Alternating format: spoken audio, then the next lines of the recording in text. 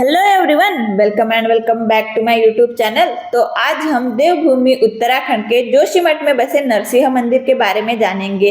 तो ये मंदिर यहाँ का बहुत ही प्रसिद्ध मंदिर है और ये रहा यहाँ का इतिहास। आप ये पॉज करके पढ़ सकते हो। तो ये मंदिर जो है ये बद्रीनाथ जाने वाले रास्ते पे जोशीमठ के निचले रास्ते पे बना हुआ है। नरसिंह मंदिर भगवान विष्णु के मुख्य अवतारों में से एक माना जाता है।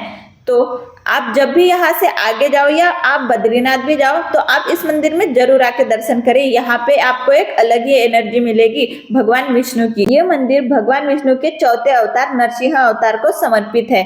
इस मंदिर की स्थापना आदि गुरु शंकराचार्य ने की थी। बद्रीनाथ धाम के कपाट बंद होने के बाद वहाँ की विष्णु जी की मूर्ति को यहाँ पे लाया जाता है और यहीं पे उसकी 6 महीने तक पूजा की जाती है। और ये मंदिर दिखने में बिल्कुल केदारनाथ मंदिर के जैसा ही है। आखिर क्यों भगवान विष्णु को नरसिंह अवतार लेना पड़ा था, तो आइए जानते हैं इसके पीछे की कहानी। सतयुग काल में एक दैत्य दानव था हिरण्यकश्यप नाम का, जिसने सैकड़ों वर्षों तक भगवान ब्रह्मा की कड़ी तपस्या की और एक अद्भुत वरदान प्राप्त किया। लेकिन उसी के घर में उसका पुत्र प्रहलाद भगवान विष्णु का बहुत बड़ा भक्त था। वो दिन रात भगवान विष्णु के नाम का जप करता रहता था, उन्हीं की पूजा करता रहता था और भगवान विष्णु की भक्ति में मग्न था।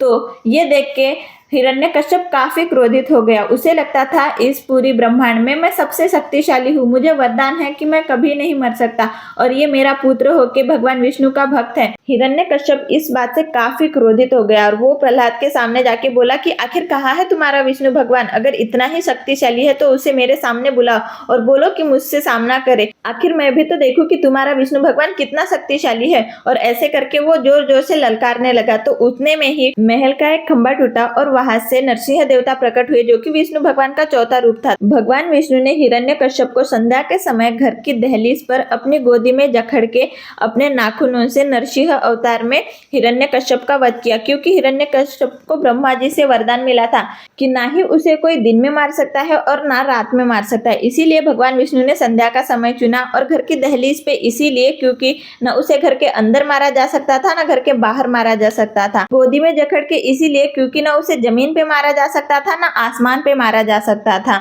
और न किसी अस्त्र से न किसी शस्त्र से, इसीलिए अपने नाखूनों से मारा। और ना ही उसे कोई मनुष्य मार सकता था, ना ही कोई पशु मार सकता था। इसीलिए भगवान ने नरसिंह अवतार लिया, जो कि आधा मनुष्य था और आधा सिंह था। तो यही थी विष्णु भगवान की नरसिंह अवतार लेने के पीछे की कहानी। यहाँ के लोगों का कहना है कि इस मंदिर में जो नरसिंह देवता की मूर्ति है उसका बायां हाथ दिन ब दिन छोटा होता जा रहा है और जिस दिन वो हाथ मूर्ति से टूट के अलग हो जाएगा उस दिन नर नारायण पर्वत एक हो जाएंगे और बद्रीनाथ धाम जाने के सारे रास्ते बंद हो जाएंगे और उसके बाद जोशीमठ को ही भविष्य बद्री के नाम से जाना जाएगा। अब मैं, मेरे फ्रेंड्स और मेरी पूरी फैमिली, हम लोग सब मिलके चलते हैं आदि गुरु शंकराचार्य जी की गद्दी देखने। तो सबसे पहले तो हमें नीचे जाना पड़ेगा। वहां पे लिखा भी था गद्दी स्थल और यहाँ पे देखो बड़े अक्षरों में लिखा है गद्दी स्थल जाने का मार्ग।